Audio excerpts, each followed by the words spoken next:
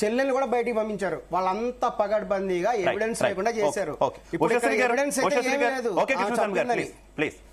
ఉషశ్రీ గారు, వరుస ఘటనలు ఈ ఒక్క ఘటనే కాదు, జిడిమెట్ల ఘటనే కాదు, గతంలో అఘోరీతో వెళ్ళిపోయినటువంటి అమ్మాయి వ్యవహారం మనం చూసాం, అప్పుడు కూడా మనం డిస్కస్ చేసుకున్నటువంటి సిచ్యువేషన్. ఈ మధ్య వరుసగా జరుగుతున్నటువంటి ఘటనలు కూడా చూస్తున్నాం. ఎందుకంటే హనీమూన్ మర్డర్ కేసు విషయం కావచ్చు, మనకి ఇక్కడ తెలంగాణలో జరిగినటువంటి సేమ్ సినారియోలో జరిగినటువంటి మరో మర్డర్ కేసు కావచ్చు, భర్తను చంపినటువంటి ఘటన కావచ్చు, ఈ తరహా ఘటనలకు సంబంధించి చాలా విస్తృతమైనటువంటి డిబేట్ టీవీ ఛానల్లో జరగపోయినప్పటికీ కూడా సమాజంలో సోషల్ మీడియాలో జరుగుతున్నటువంటి పరిస్థితి. కొంతమంది మహిళలు మాత్రం, ఈ క్వశ్చన్ మిమ్మల్ని ఎందుకు అడుగుతున్నానంటే, కొంతమంది మహిళలు మాత్రం అంటే ఇటువంటివి ఎవరు సమర్థించకూడదు, కాకపోతే ఎదురుదాడి చేస్తున్నారు కొంతమంది. ఇదే ఉమెన్ ఎంపవర్మెంట్ అనే రకంగా మాట్లాడుతున్న సిచ్యువేషన్ ఉంది. గతంలో మగవాళ్ళు చంపలేదా, ఇప్పుడు మా టర్మ్ వచ్చింది, ఇప్పుడు మేము చంపుతున్నాం అనే స్టేజ్ కి వీటిని సమర్థించేటటువంటి పరిస్థితి వచ్చింది. ఏంటి మీరు అలాగే సమర్థిస్తారా? యాంకర్ గారు, నేను ఒకటి చెప్తానండి. నేను చెప్పేది చొప్పనాతి విజయవాడ అమ్మాయిలాగా అనుకోండి మీరు, ఓకేనా? ఎంత అమెరికా వెళ్ళొచ్చినా whatever you do it will come back to you కదా. మనం ఏం చేస్తే మనకి తిరిగి వస్తుంది. ఇది సింపుల్ ఫ్యాక్ట్. ఇది ఐన్స్టీన్ లా కూడా, నేనేం కొత్తగా చెప్పట్లేదు. సో కర్మానుసారం consciousness, super consciousness, cultural consciousness and society consciousness అని ఉంటది. ఇన్ని రోజులు మగ జాతి వల్ల తొక్కిసలాట, మానసిక దౌర్బల్యం, శారీరకమైన వికలాంగత్వం తెచ్చుకొని అమ్మాయిలు నోట్లో గుడ్డలు కుక్కుకుంటూ మమ్మల్ని మేము చంపుకుంటూ పిల్లల కోసం, లేకపోతే మా తల్లిదండ్రుల కోసం, లేకపోతే సొసైటీ కోసం, పరువు కోసం, ఫ్యూచర్ ఆఫ్ ద కిడ్స్, ఎప్పుడు ఫ్యూచర్ లో వాళ్ళకి పెళ్లిళ్ళు అవుతాయా లేవా అని చెప్పి ఒక 40-50 ఏళ్ల నుంచి విపరీతమైన టార్చర్ అనుభవించిన ఆడ జాతి గొంతు విప్పి గళాన్ని నొక్కి ప్రాణాలని గాల్లో కలిపే ఉదంతులు అలా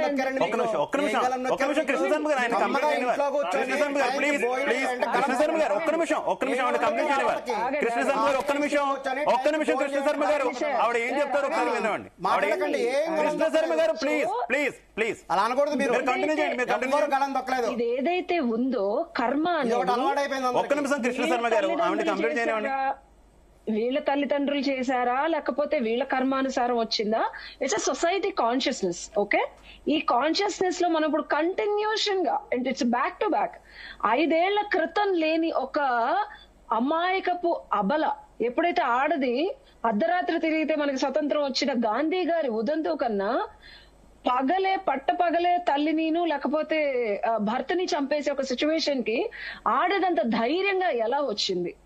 ఇంకా మనం స్టిల్ మగజాతికి మనం హంగులు అద్దే ఒక సొసైటీ, మేల్ డామినేటెడ్ సొసైటీలో ఉన్న ఇండియన్ విమెన్ ఎంత ధైర్యం ఉంటే ఆలోచించటానికి కూడా గొగ్గురు పడిచే ఒక ఆలోచనని నిజం చేసుకొని తన జీవితంలో కామం అవనివ్వండి, ప్రేమ అవనివ్వండి, డబ్బు అవనివ్వండి, వీటికి ఇంపార్టెన్స్ ఇచ్చి సొసైటీకి కానీ, పేరెంట్స్ కి కానీ, ఒక ఫ్యామిలీకి కానీ, ఆఖరికి కన్న పిల్లలకి కానీ ఇంపార్టెన్స్ ఇవ్వకుండా ఇంత స్టేట్ కి వెళ్తున్నారు అంటే, ఒకటి ఇది నా వర్షన్ అండి. యాజ్ అ సోషల్ యాక్టివిస్ట్ గా నేను అనాలిసిస్ చేసింది నేను చెప్తున్నా. ఒకటి, ఇప్పుడు ఆయనలాగా నేనేం వేదాలు చదువుకోలేదు, మనం చదివింది న్యాచురల్ హ్యూమన్ సైకాలజీ. సో ఏదైతే అబ్బాయిలు చేశారో అది తిరిగి వస్తోంది, తస్మాత్ జాగ్రత్త.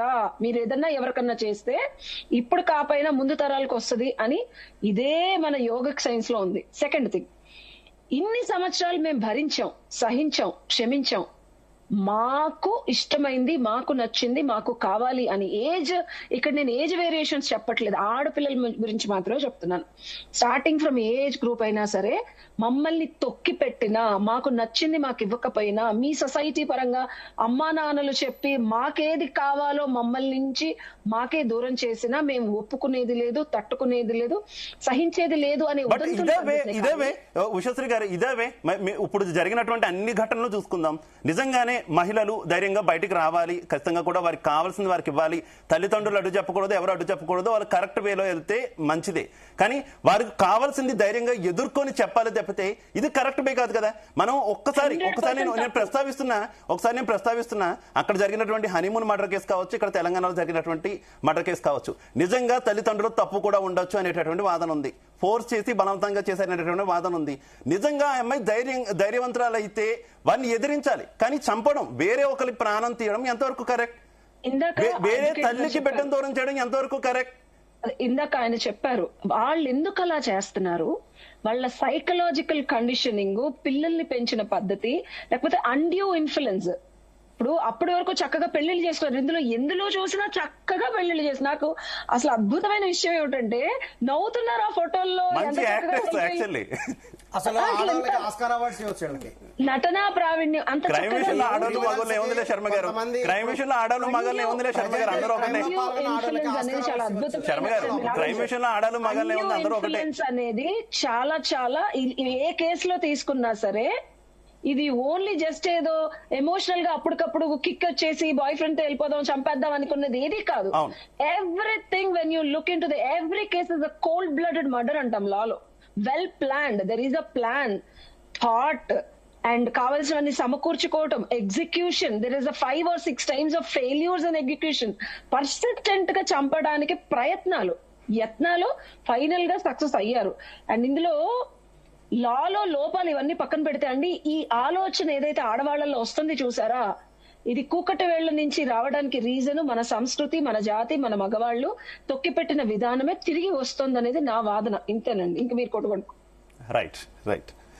సో సందీప్ గారు, ఓవరాల్ గా మొత్తం అన్ని కేసుల విషయంలో చూసినప్పుడు మీ ఒపీనియన్ ఏంటి? మీరు కూడా సేమ్ ఇట్లానే ఉమెన్ ఎంపవర్మెంట్ అంటారా జరుగుతుంది? నేను ఎంపవర్మెంట్ అనలేదండి, తప్పని చెప్పా. కానీ దానికి రీజన్ మనమే, మన సొసైటీయే. ఓకే, సందీప్ గారు కంటిన్యూ. హిస్టారికలీ అంటే ఇప్పుడు ఉషశ్రీ గారు చెప్పినట్టుగా women were the most vulnerable class అనేది I accept. And the society has definitely turn into patriarchal society అనేది కూడా నేను యాక్సెప్ట్ చేస్తున్నా. And at the same time గురువు గారు చెప్పింది కూడా, అంటే విలువలు తగ్గాయి, మన వేదాలు తగ్గాయి, మన మహాభారత్ లో, మన రామాయణంలో ఉన్నటువంటి విలువలు మనము ప్రజెంట్ జనరేషన్ కి మనం పంచిపెట్టలేకపోతున్నాం. సో దాని యొక్క ఇంపాక్ట్ కూడా లేటెస్ట్ ఎడ్యుకేషన్ అనుకోండి, మనం కల్చరల్ వాల్యూస్ మనము పాస్ ఆన్ చేయలేకపోతున్నాం. కాబట్టి there is a serious gap అని ఏదైతే గురువు గారు చెప్పారో కూడా నేను యాక్సెప్ట్ చేస్తున్నాను. బట్ ఆనెస్ట్లీ స్పీకింగ్ ఏదైతే అంటే ఇప్పుడు partially accepted and partially I would like to emphasise. So ఇప్పుడు ఏంటంటే అండి, ఇప్పుడు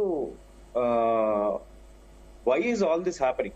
Let us talk about like why is all this happening rather than like where our cultural traits come from అనేది కాసేపు if we set this aside, I would like to emphasize that ఇప్పుడు are we really as people, as influencers in the society, are we really concentrating on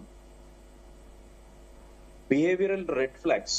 అంటే behavioural red flags అని నేను అంటున్నాను అని అంటే అది పేరెంట్స్ పాయింట్ ఆఫ్ వ్యూలో కావచ్చు, పిల్లల పాయింట్ ఆఫ్ వ్యూలో కావచ్చు. అంటే వాళ్ళ అప్బ్రింగింగ్ ఏదైతే ఉందో, వాళ్ళ ఏదైతే ఎమోషనల్ వల్నరబిలిటీ ఉందో అది టైం టు టైం అడ్రస్ చేయగలుగుతున్నామా? ఇప్పుడు ఏవైతే ఎడ్యుకేషనల్ ఇన్స్టిట్యూషన్స్ ఏదైతే పేరెంట్స్ కష్టపడి పిల్లలకి ఎడ్యుకేషన్ ఇస్తూ, వాళ్ళు శ్రమిస్తూ వాళ్ళని తీర్చిదిద్దాలి, సొసైటీకి ఇంట్రడ్యూస్ చేయాలి, యాజ్ ఎలిజిబుల్ పీపుల్ ఏదైతే ఇంట్రడ్యూస్ చేయాలనే తపన పడుతున్నారో, is it a value based education? I don't think we have a value-based education at all. When I say value-based education, I'm talking about like mental health awareness. I'm talking about undue influence. I'm talking about emotional vulnerability. I'm talking about ilanti crimes జరిగినప్పుడు దాని యొక్క motive ఏంటి? Why are they being... I want to add one point on the Guru garu. This is emphasizing to you also. మీరు చెప్పిన behavioral red flags ని మనం దృష్టిలోకి పెట్టుకోవాలి. And అసలు బిహేవియర్ అనేది ఇదివరకు పాతకాలంలో ఎంటర్టైన్మెంట్ అంటే it's a very valid point. This segment has started after Netflix and OTTs of all the Covid తర్వాత వచ్చిన ఉదంతువులు ఇవన్నీ. అంతకు ముందేమో ఇవి లేవండి. నాకు బోర్ కొడితే సార్ కల్చర్ నేర్పించలేని చెప్పండి. నేను బ్రహ్మజ్ఞానం 19 ఏళ్లకి చేశాను, 29 ఏళ్ల నుంచి లలిత సహస్రనామం చేస్తున్నాను. ఓకే, పిల్లలకి కల్చర్ లో ఏం చెప్పకుండా పెంచకుండా లేరు. అమెరికాలో నేను లాస్ట్ ఇయర్ వెళ్ళొచ్చాను. శుభ్రంగా అక్కడ వేద పాఠశాలలు, మన భగవద్గీత క్లాసులు ఆన్లైన్ లో ఇదివరకు కన్నా ఇప్పుడు ఎక్కువ జరుగుతున్నాయి. కాకపోతే ఎంటర్టైన్మెంట్ అంటే ఇదివరకు ఏ లలితా సహస్రనామం గుడికి తీసుకెళ్లేదు మా అమ్మవారు, ప్రవచనాలు చెప్పేవాళ్ళు, అది వినేవాళ్ళు. ఓహో, ఈ కథలు వినేవాళ్ళు, లేకపోతే చందమామ కథలు చెప్పేవాళ్ళు, లేకపోతే చిత్రలహరి అంటే శనివారం ఆదివారం కూర్చొని అందరూ అరగంట పాటలు చూసేవాళ్ళు. బట్ ఇప్పుడు ఎంటర్టైన్మెంట్ అంటే ఏంటి? We are expose to the porn culture, we are expose to the criminal culture, we are expose. And అది యాక్సెప్టెన్స్ లెవెల్. మీరు ఇందాక బిహేవియరల్ రెడ్ ఫ్లాగ్స్ అన్నారు చూసారా? ఓహో, ఇలా చేస్తే ఓకేనా, ఇలా బయటకు వచ్చేయచ్చా, ఇది యాక్సెప్టెడ్ ఆ సొసైటీలో. 1 నైట్ స్టాండ్ ఇప్పుడు ఇండియాలో ప్రతి కామన్ అయిపోయింది.